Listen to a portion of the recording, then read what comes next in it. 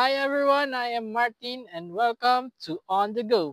Pag narinig natin ang lugar na Batangas, unang-unang maiisip natin ay ang naggagandahang mga beaches. Kaya sa vlog na ito, samahan nyo kami dahil i-explore namin ang Pico del Oro, isa sa pinakamagagandang beach na matatagpuan sa Nasugbu, Batangas.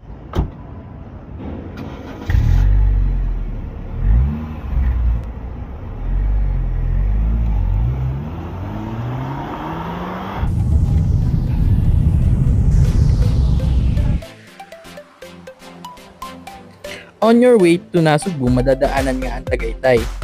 Kaya naman dumaan kami dito sa Twin Lakes. Madaming lugar dito sa Tagaytay na pwede nyong tigilan para ma-appreciate ang ganda ng Bulkang Taal.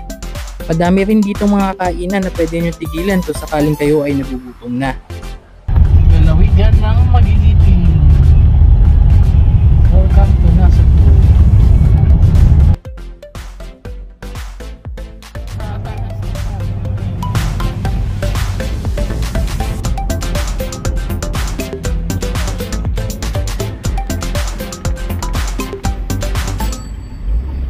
After 4 hours na biyahe, kasama yung mga stopover, narating na namin yung aming destination.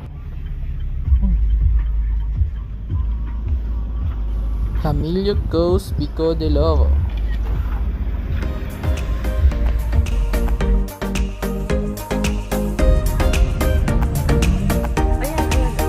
Hotel hotel.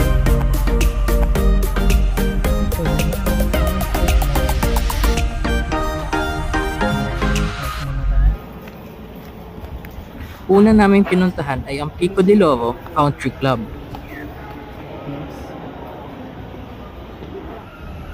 So yan na nga guys, makikita nyo napakaganda na agad ng view pagkarating nyo pa lang dito.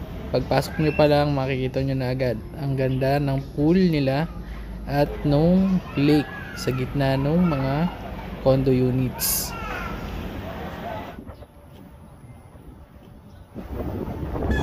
Ngayon, nandito kami sa lake. Papunta kami ng beach and dito makikita mo yung kanilang hanging bridge. Dito naman kami ngayon dito sa Pico Beach. Ayan, ito yung daan papunta doon sa beach. Ganda.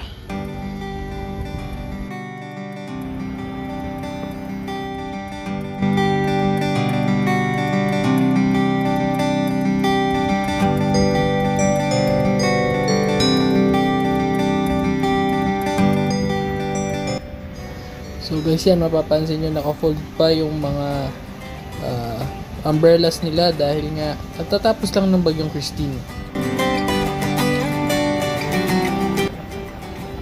Yan, maglalakad-lakad lang muna tayo dito. I-appreciate natin yung ganda ng beach.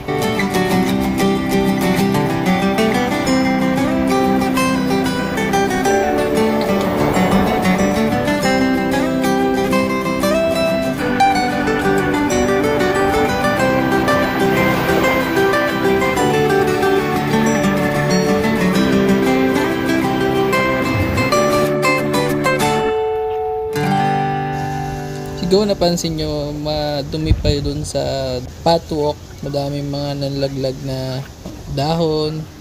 Nililinis pa yan dahil nga katatapos lang ng bagyo. So nanggaling na kami dun sa beach and masyadong mahangin kaya hindi ako nakapagpalipad ng drone. Dito hindi masyadong mahangin kaya mag-drone muna tayo. Dito may magandang pwesto sa gitna para magpalipad. So let's go!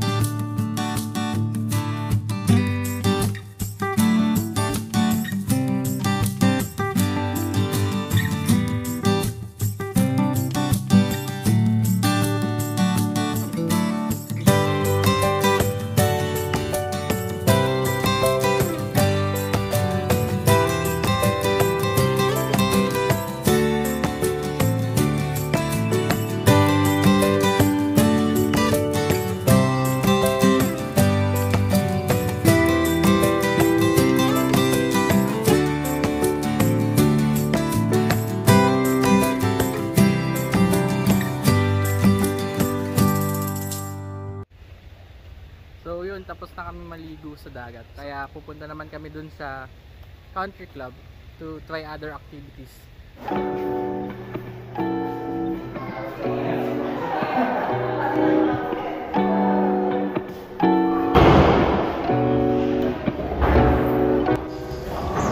Ayan ang bowling. So mamayang gabi pa kami magbo-bowling. Tingnan lang namin dito yung price.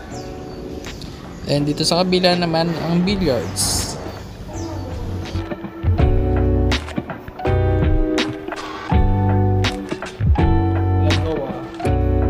Ito yung Lago restaurant, pero di kami kakain dito. Titingnan lang natin yung mga food. Sa Pico Sands Hotel kami mamaya kakain.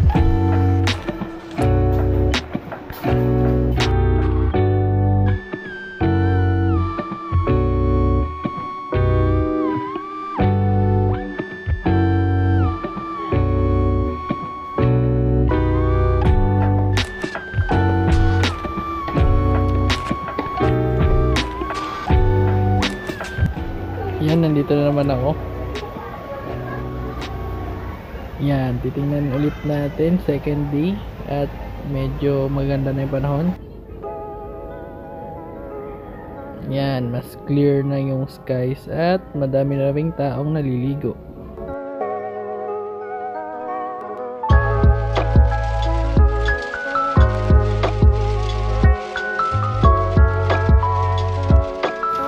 So dito naman kami punta sa kanilang badminton court. Maglalaro kami ng badminton. And dito sa kabila makikita mo yung isang court na para siyang mas malaking table tennis. Tawag nila dyan ay pickleball.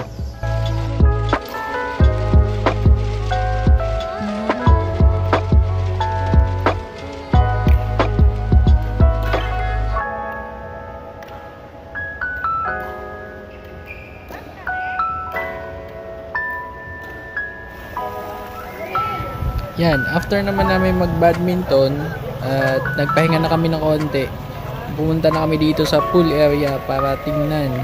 And manliligo na rin siguro kami dito.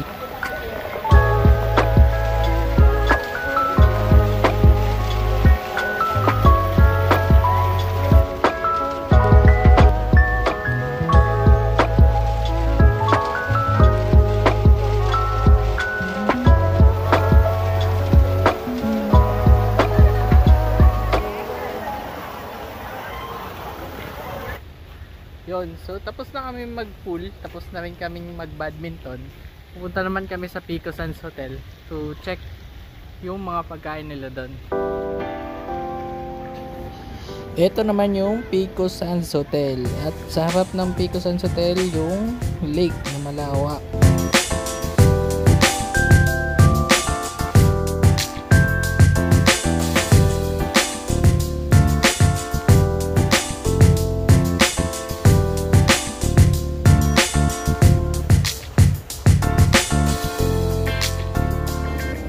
Dito lang sa tabi ng country club may patwalk dito na makikita nyo. Ito yung way papunta sa Pico Sands Hotel.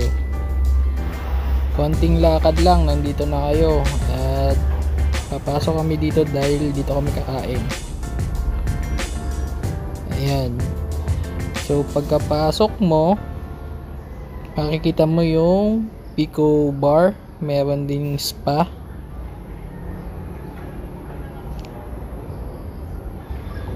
At ang Pico Restaurant.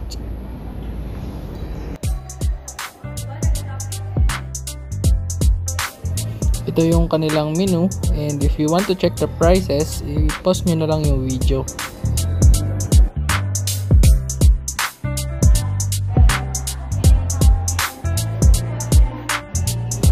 Ito yung in-order namin, carbonara at saka pizza, margarita pizza.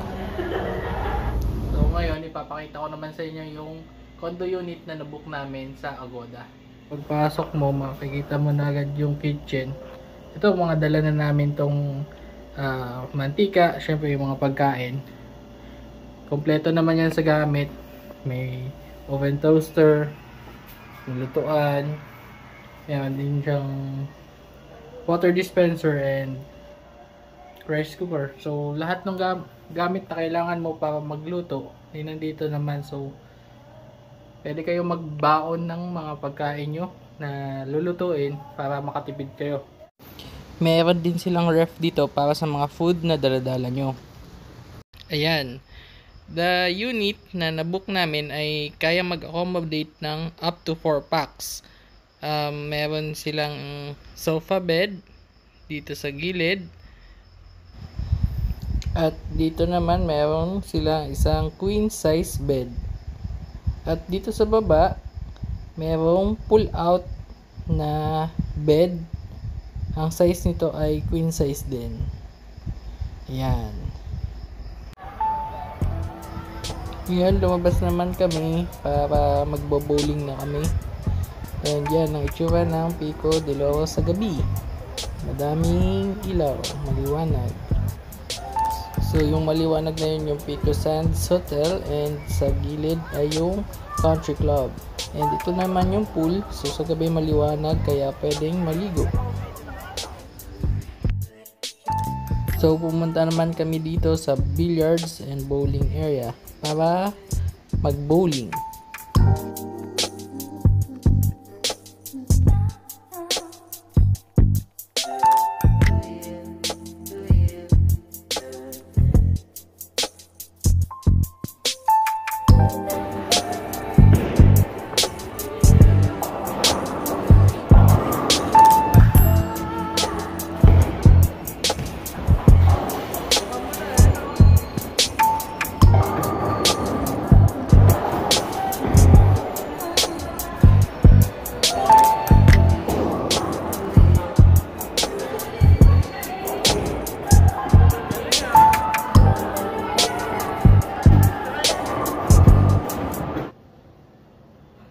Good morning, it's the third day at makikita nyo maganda yung panahon, kaya maglalakad naman kami ngayon papunta sa beach.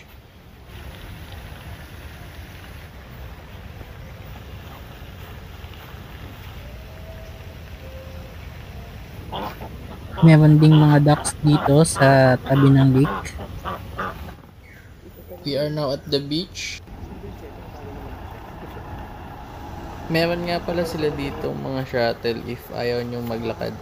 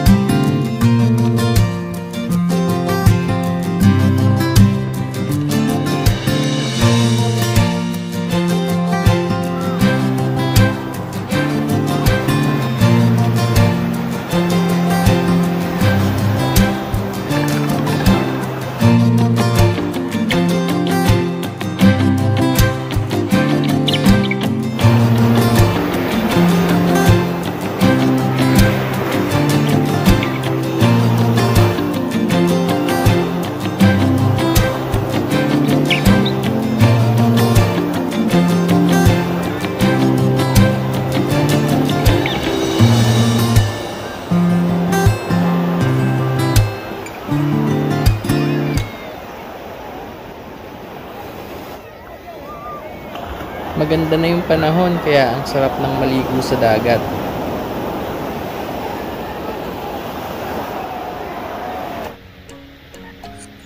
Umahon na nga ako para makapagpalipad pa ako ng drone. Maganda na kasi yung panahon. And para nga dito sa last part ng aking vlog, let's appreciate the beautiful view of Pico Beach. Enjoy!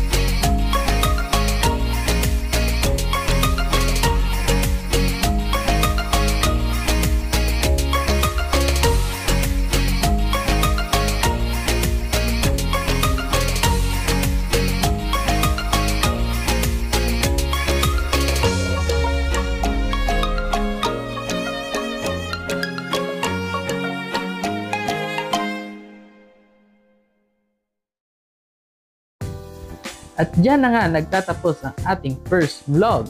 Maraming salamat po sa lahat na nanood. Hanggang sa muli, see you in the next one. Peace!